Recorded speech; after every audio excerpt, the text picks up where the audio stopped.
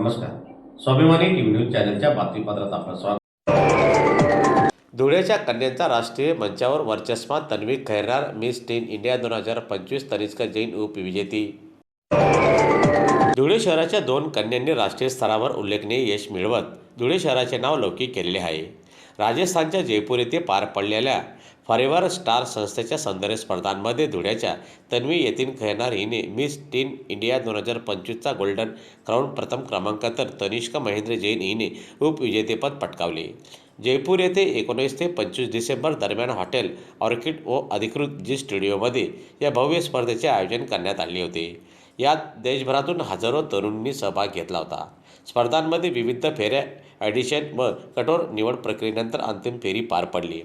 तन्वी खैरनार हिने मिस टीन इंडिया 2025च्या मानकरी ठरत गोल्डन क्राऊन पटकावला. 10वीची विद्यार्थिनी असलेल्या तन्वी या आंतरराष्ट्रीय स्तरावरील स्पर्धेत महाराष्ट्राचे प्रतिनिधित्व केले असल्याची प्रतिक्रिया पत्रकार परिषदेत देण्यात आली.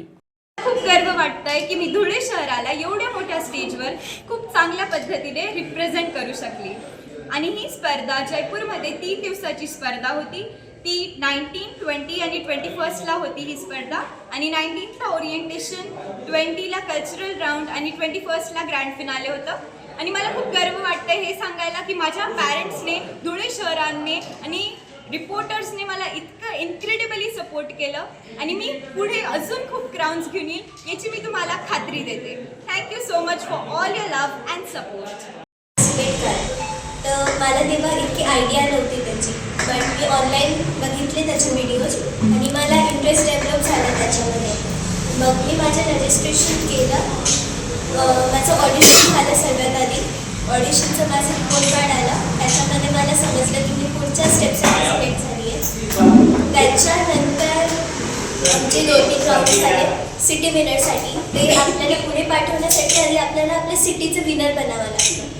म्हणजेच मला मिस इंडिया बनण्यासाठी आधी मला मिस धुळे बनावं लागेल असं होतं. तर मग त्याचे 2-3 राऊंड झाले. ते मी पूर्ण कंप्लीट केले आणि त्या राऊंडनंतर आम्हाला कळालं की हो, मी सिटी विनर होऊन गेली आहे, म्हणजेच मी मिस धुळे झाली. मिस धुळेनंतर आता आमचे नेक्स्ट टास्क होता ग्रँड फिनालेपर्यंत पोहोचायचा. ग्रँड फिनालेपर्यंत पोहोचायचा आमचा एक नंतरचा टास्क होता.